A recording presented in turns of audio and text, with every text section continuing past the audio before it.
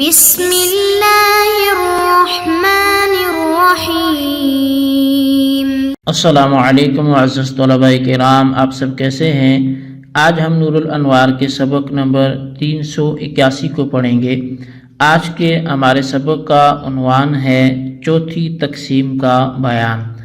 آج کے ہمارے سبق کی عبارت ثم شرع المصنف فی التقسیم الرابع سے شروع ہوتی ہے۔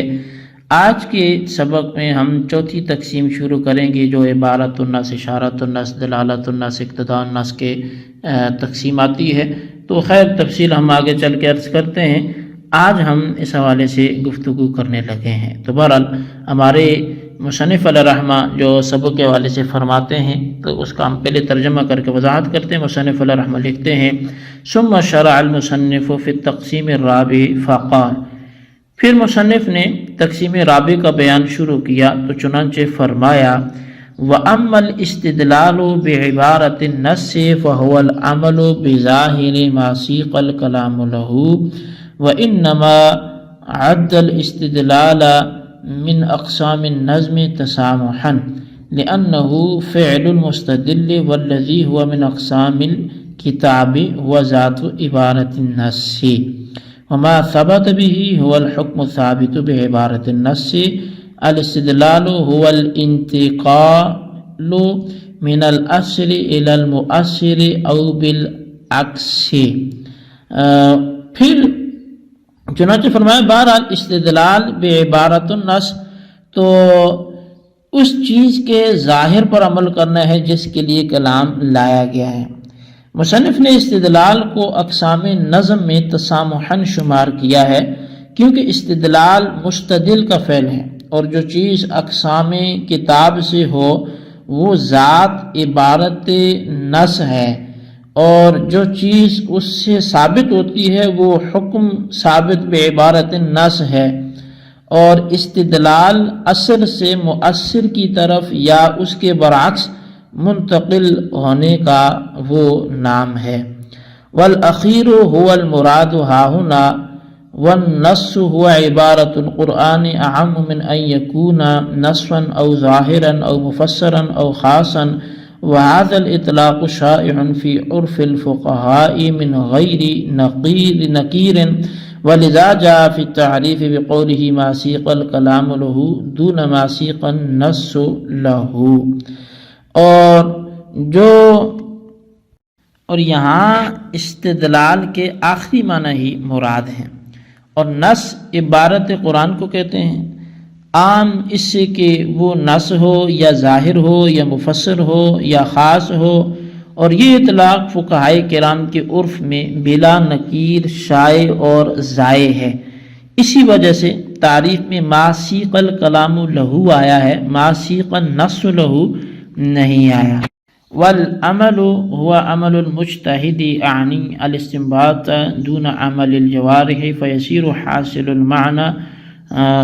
اور عمل سے مجتہد کا عمل مراد ہے، یعنی اصول سے مسائل فرعیہ کا استنباط کرنا، اعضائے جسمانی کا عمل مراد نہیں ہے۔ پس حاصل معنی یہ ہوگا وَأَمَّا انتقال ذہن من عبارت القرآن إلى الحکم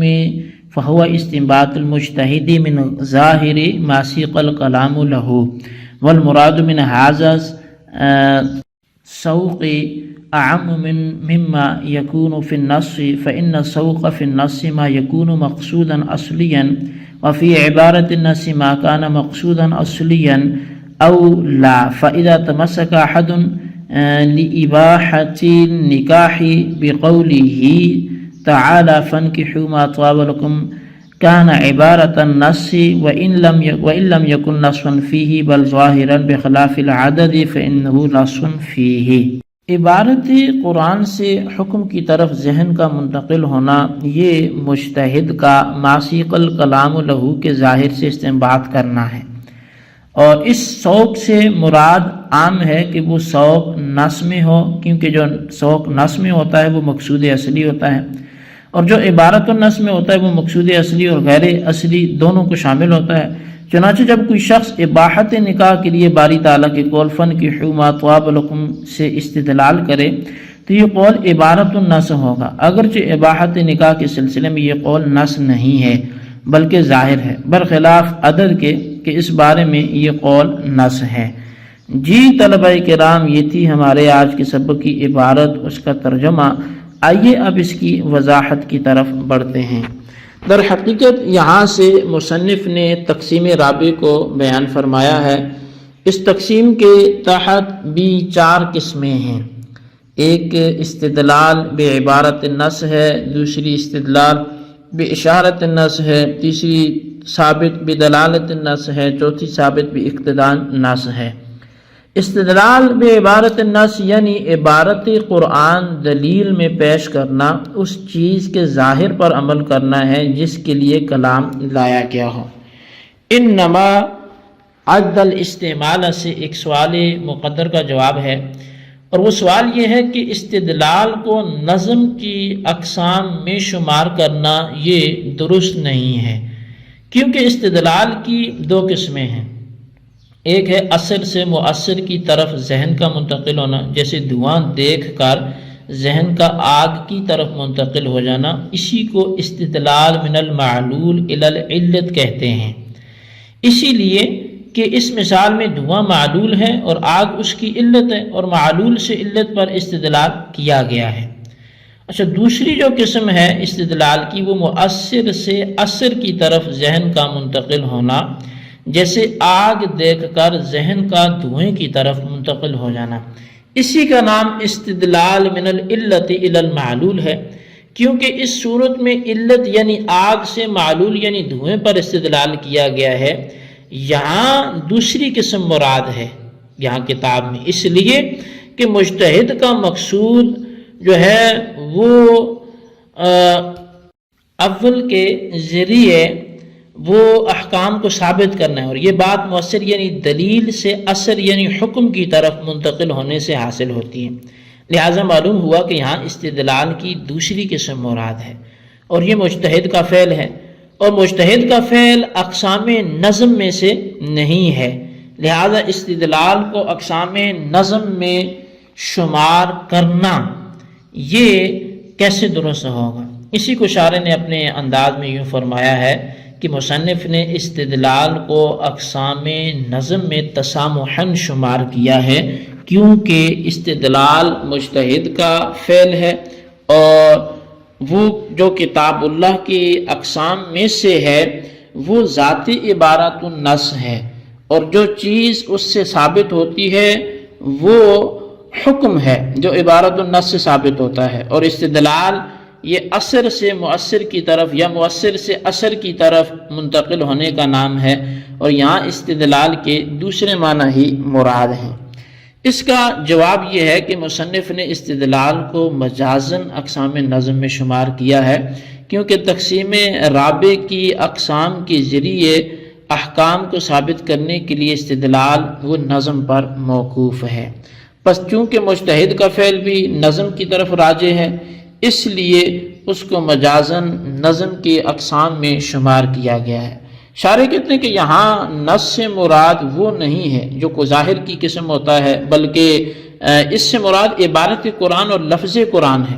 اور لفظ قرآن خواہ نص کی صورت میں ہو، خواہ ظاہر کی صورت میں ہو، خواہ مفسر کی صورت میں ہو، خواہ خاص کی صورت میں ہو، اور نص کا اطلاق لفظ قرآن پر فقہا کی اصطلاح میں وہ شائع اور ظاہر ہے، وہ عام ہے،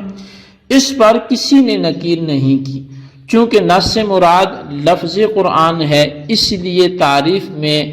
ما سیق الکلام لہو کہا گیا اور ما سیق النص لہو نہیں کہا گیا۔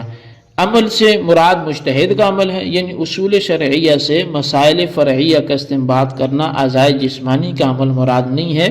اب تعریف کا حاصل یہ ہوگا کہ لفظ قرآن سے حکم کی طرف ذہن کا منتقل ہونا وہ ما سیق الکلام لہو کے لفظ سے استنباط کرنے کا نام ہے۔ شارح کہتے ہیں ما سیق الکلام لہو میں جو سوق ہے